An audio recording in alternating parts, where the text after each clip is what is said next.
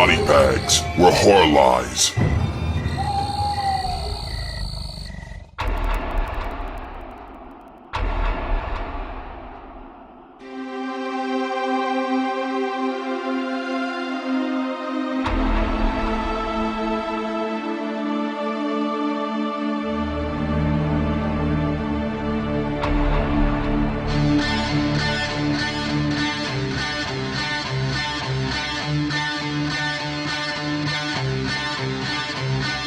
Yo, what's up everybody? Welcome to week 21 here on Body Bags. I'm your host Moodz616, and thank you once again for stopping in. Alrighty, so yeah, week 21 is upon us.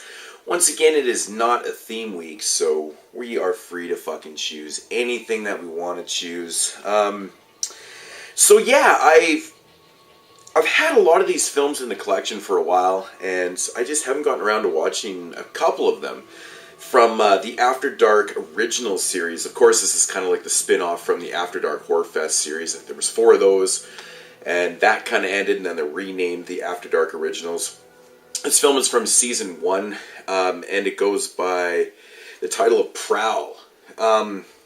It came out in 2011, of course, from After Dark Originals. The first season had 8 films, but they only released 7 of them on DVD. There was a film called Re-Kill that never was released on DVD for some unknown reasons, but they are into the second season now. I believe that there's 2 or 3 films released, maybe just 2.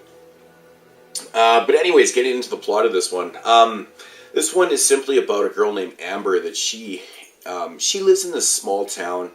And she is really fucking sick and tired of the small town. She really wants out. She's been talking about getting out of the small town forever. And then, of course, one day she decides that, she's definitely had enough and she wants to pack up and leave for the big city of Chicago. So she convinces, 5 of her friends that they need to take her to Chicago so she can get the fuck out of the shithole and stuff. So her friends agree to, drive her there and stuff and, accompany her to Chicago. So, of course, just as they're getting outside the city, Buddy's car breaks down. And they have to hitch a ride with a trucker. This trucker stops and decides to pick them up. One person rides up front, the rest of the other 5 ride in the back of this semi-truck. And, of course, they're having a good time. They're partying it up and stuff in the back and whatnot, and all of a sudden they start getting tossed around a little bit, like they're doing a little bit of off-roading. Maybe they're on a different route or something like that. So they start getting a little anxious, and they start to kind of question what the fuck is going on. And they soon realize that there's like a bunch of stock or cargo that's in the back of this truck. They eventually stab it or open up one of the boxes, and it's filled with blood. So now they're just fucking straight up panicking. And they have no idea what's going on and where they're going to. Soon enough, they find themselves backing into a warehouse. The door opens and they exit out the back of the semi-truck into this like old abandoned slaughterhouse, where the fun starts.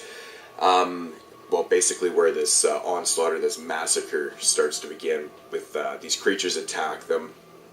And yeah, and then you got your film is basically them trying to escape now. So my thoughts on this one. I thought that the character development in the beginning of the film was actually really well done. The interesting point of pointing out the character development is that when the truck driver backs them into the slaughterhouse, the characters that the director or the screenplay allowed to build up, they don't last long. Like 3 of the characters get killed off fucking instantly, and you're down to like 3 characters. It's really weird writing. You don't see very many films where half the main characters get killed off in like one scene. It was kind of odd. But with that said, like the characters were likable, but the way they're killed off, so fast is that you don't really get to know them a whole lot, so they're kind of forgettable at the same time, which is, it is what it is, but it does allow it to kind of develop into what the film is. I thought the creatures looked pretty cool in this. They're kind of like, I actually don't really want to even say what I think they are, but they kind of remind me of the creatures or the things from 30 Days a Night. They kind of reminded me of that a little bit. There is a major twist in this movie. It happens with about a half an hour to go, and then it kind of develops, that story from the twist from there on into the end of the film and stuff. So, but overall, it's a decent film. It's nothing special. The effects are okay. But again, just nothing that interesting. Once, like I said, the twist happens, and you got about a half an hour left in the movie, and it's like, I don't know. It's decent. It's a very kind of average film. I will say I did not see it coming, but I don't know. It's just, I don't really know what to say about the movie. It's not really that great. The atmosphere that's created, with Amber and her friends trying to get away, is actually pretty cool. I like the setting of the slaughterhouse and outside, and then you get introduced to kind of like the leader of the pack and stuff, and she's okay, I guess. But overall, it's just it's a pretty quick watch. It's a pretty average 80-minute film kind of deal. But I don't know. If I had to rate this one, I'd probably just give it maybe like a 5.5 out of 10. Like I said, it's not really that gory. There's a lot of blood involved, because it's kind of where the story's kind of taking you. But I don't know. It definitely set the movie up for a sequel, though. I will say that. It definitely set it up for a sequel, which tends to happen with these type of films, I guess, quite a bit. But anyways, I'm just kind of rambling on. It's decent for what it is. I mean, I would loosely recommend this for a watch. It's not overly that great, but, it was worth the watch, though. I didn't dislike it or nothing, but I thought it could have been a little better.